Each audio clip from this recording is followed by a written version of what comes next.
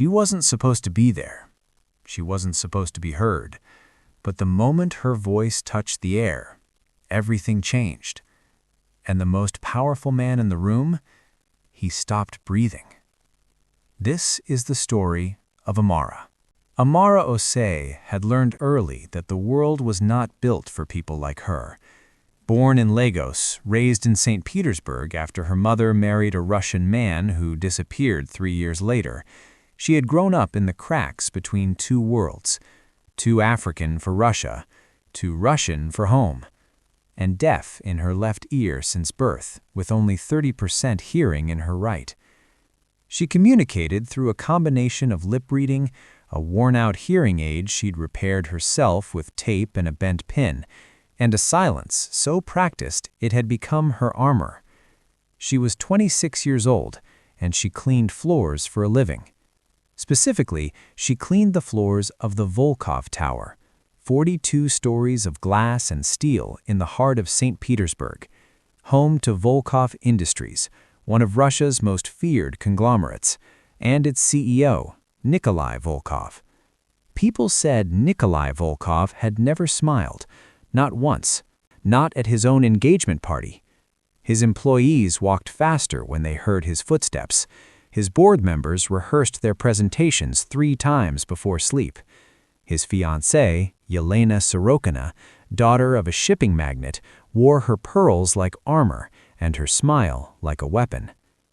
Amara had never spoken to Nikolai Volkov.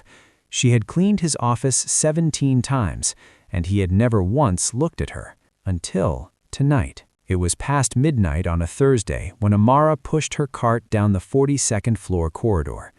The floor was supposed to be empty. Everyone had gone home. The building hummed with that deep, late-night silence she loved, the kind that let her feel vibrations through the soles of her feet, the kind that almost made her deafness feel like a gift instead of a wound. She entered the main boardroom to wipe down the long obsidian table. And then, without thinking, without planning, without even realizing she was doing it, she hummed. When the lights go down on the city. It was a song her mother used to sing, an old Ghanaian lullaby.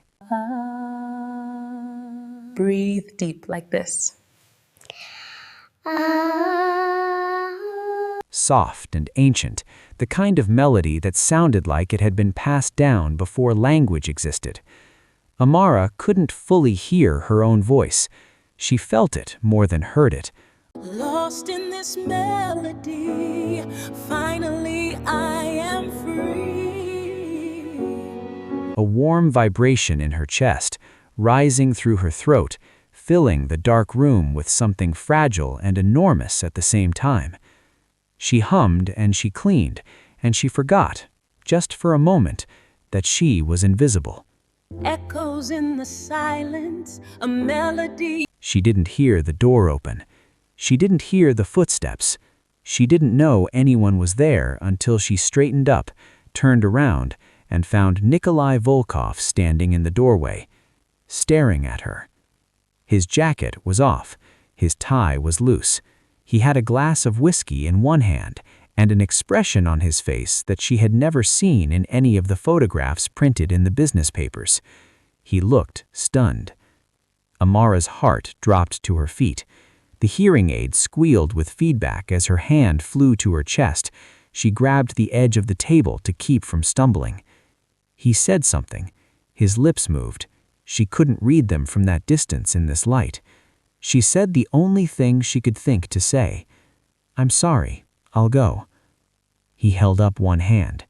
He walked slowly across the room toward her, close enough now that she could read his lips. "Do that again," he said. Amara stared at him.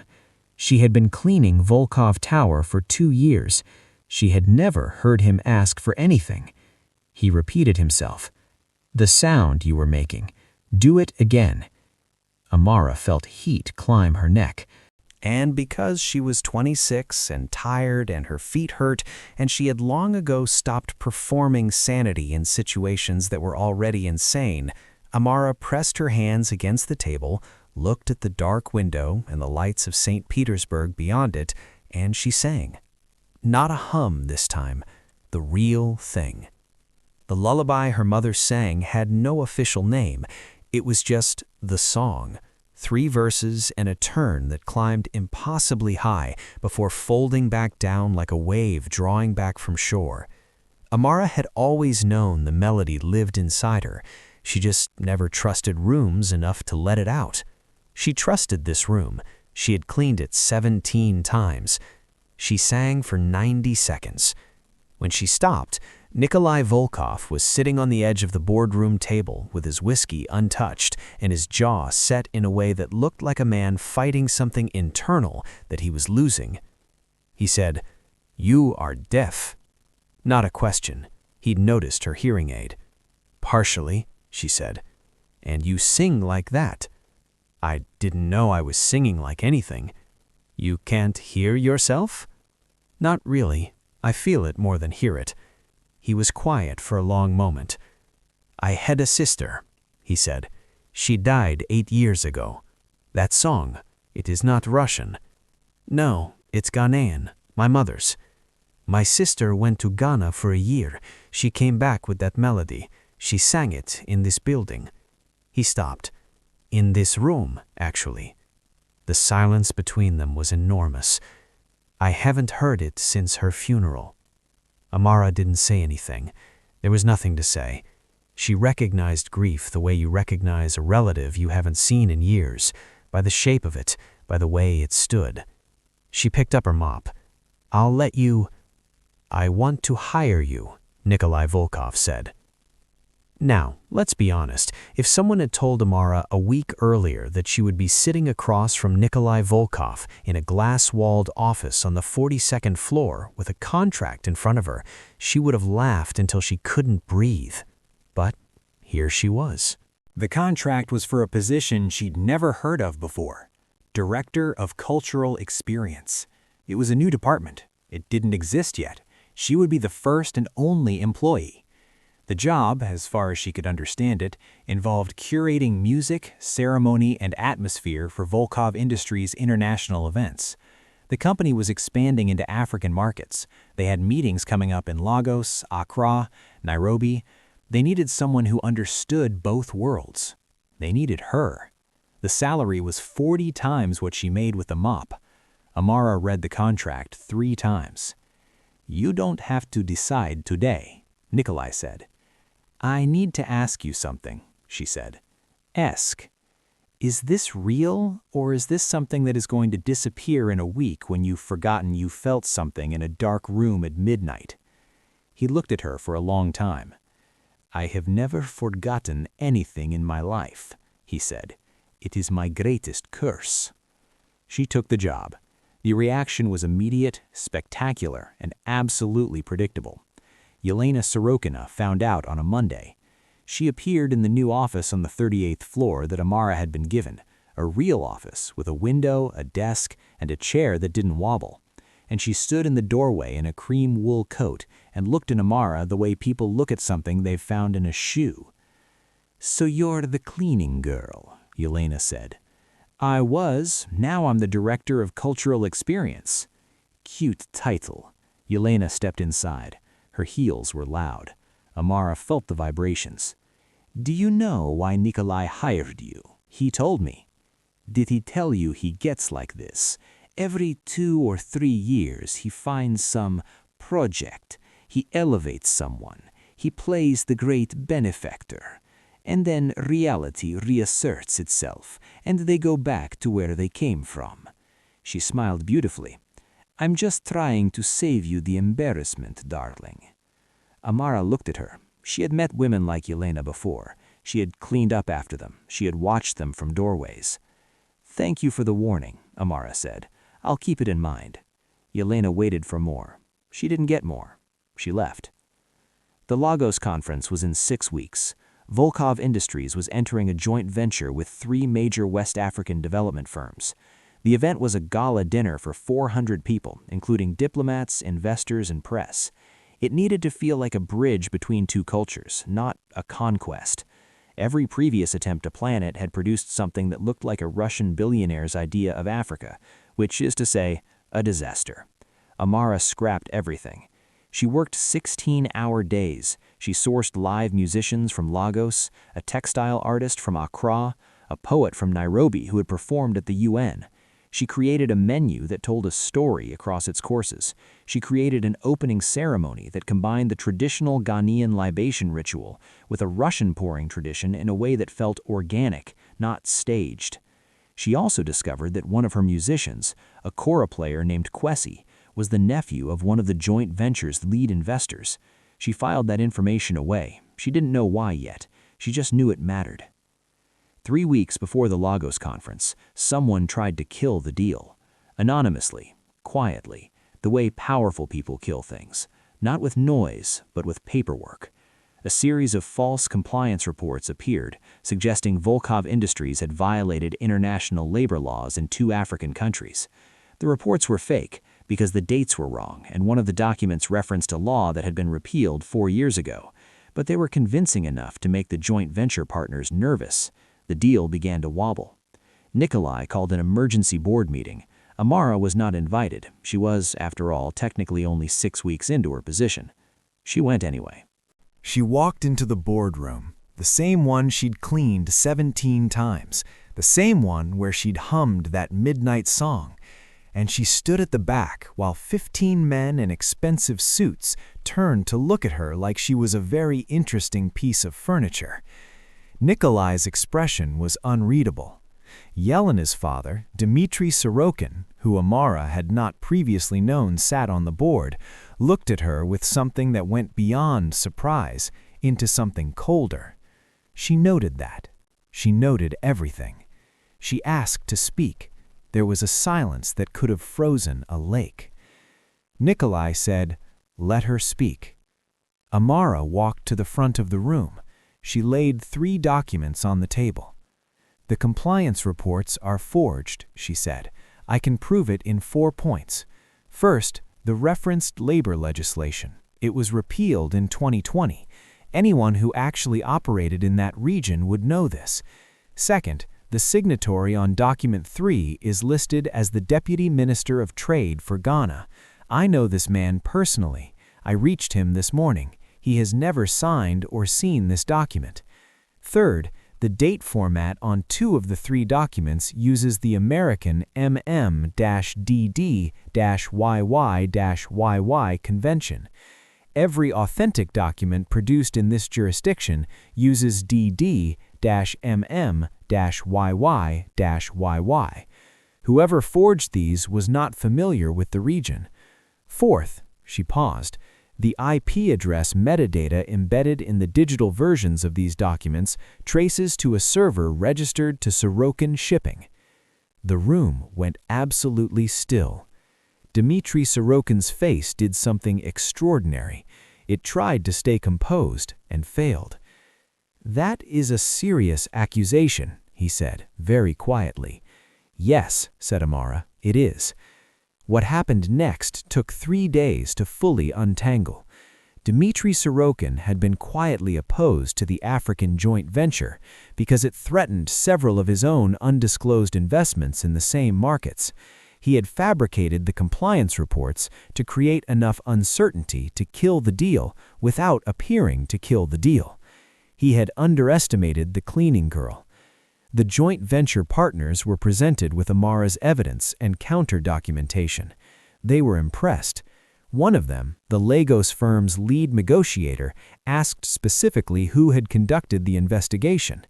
When he was told it was the director of cultural experience, he laughed for a long time. "I like this company," he said. The deal moved forward. Dmitry Sorokin resigned from the board by the end of the week. The engagement between Nikolai and Yelena ended 2 days after that. That part Amara had nothing to do with. She suspected it had been coming for a long time before she ever walked into a boardroom. The Lagos conference was a triumph. The kora player performed as the guests arrived, And when the Lagos investment firm's lead partner saw his nephew on stage, he laughed and embraced Amara and said she was either very clever or very lucky, and she said she was both, and he said that was the best possible answer. The opening ceremony moved 3 diplomats to visible emotion. One of the journalists covering the event wrote that it was the first time she had attended a corporate gala that felt like it had a soul. Nikolai sat through the entire evening with that unfamiliar expression on his face, the one she had first seen in the dark boardroom at midnight. At the end of the night, when the hall was thinning and the musicians were packing up, he found her near the window overlooking the Lagos waterfront. "My sister would have loved this," he said. Amara looked at the water. "Tell me about her." He was quiet for a moment, and then, because the night was warm and the water was dark, and sometimes grief just needs a witness, he did. Her name was Katya. She was younger than him by 6 years.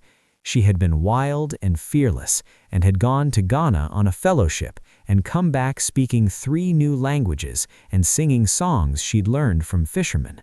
She had died in a car accident on a Tuesday in November, and Nikolai had been in a meeting that he hadn't left quickly enough, and he had been leaving meetings early ever since. Amara listened. When he finished, she said, "She sounds like someone worth knowing." She was. They stood there for a while in comfortable silence, which was its own kind of language, and Amara thought about how strange the world was, how a song learned from fishermen could cross an ocean and live in a girl's chest for years, and then find its way into a dark room at midnight and change everything. Back in St. Petersburg, Amara's story spread. The employees of Volkov Tower who had watched her push a cleaning cart for 2 years were divided. Some were in awe, some were suspicious, some were quietly ashamed. The head of HR, a sharp-faced woman named Irina, pulled Amara aside one morning and said, without a preamble, "I want you to know I recommended you for a promotion 18 months ago, for a junior administrative position. I was overruled by someone in upper management." Amara looked at her. "Who?" Irina pressed her lips together. "Dmitry Sorokin sat on our HR advisory committee. He occasionally reviewed internal promotions." Amara absorbed this. The world was very small sometimes. "Thank you for telling me," she said. Irina nodded, then unexpectedly she said, "The Lagos photos were in the news this morning. You looked like you belonged there." Amara smiled. "I belong a lot of places." Nikolai offered her a permanent senior position 3 months after Lagos, not a created role, a real one, Vice President of International Relations and Cultural Strategy, a position on the executive floor with real authority and a team of 12. This time, there was no contract to read 3 times. She said yes before he finished explaining it. He almost smiled. Almost. "You should know," he said, "that 3 board members have already objected." "On what grounds?" "Inexperience, lack of formal qualifications." He paused. "And one of them suggested that your background was not suitable." Amara looked at him steadily. "What did you say?" "I said that in the last 3 months you had saved a $100 million deal, designed a conference that generated more positive press than anything we've done in a decade, and demonstrated more intelligence, instinct, and integrity than anyone currently sitting in that boardroom." He paused again. "And then I reminded them that I am the majority shareholder, and the objection was noted." "And?" "The motion passed 8-3. Amara nodded slowly. "I'll need to review all current Africa region proposals." I expected nothing less. 6 months later, Amara stood at the head of the same boardroom table she had cleaned 17 times, presenting a 5-year expansion strategy for Volkov Industries in West and East Africa, 12 countries, 30 partnerships, a cultural liaison network that would make every business entry feel less like occupation and more like conversation. The board listened. Some of them leaned forward. When she finished, the room was quiet in the way rooms are quiet when people are thinking rather than waiting. One board member, the oldest one, a man named Sergei, who had been with Nikolai's father and said almost nothing in meetings, raised his hand. "One question," he said. "Yes," said Amara. "Can you still hum that song?" She looked at him. He was completely serious. The room shifted. Nikolai, at the other end of the table, looked up. Amara set down her presentation pen, and in the middle of the Volkov Industries boardroom on a Tuesday afternoon, in front of 12 board members and the most feared CEO in St. Petersburg, Amara hummed 3 bars, the old lullaby, the fisherman's song, Katya's song. When she stopped, Sergei nodded once. "Good," he said. "I vote yes." The motion passed unanimously. People always ask, what is the moral of a story like this?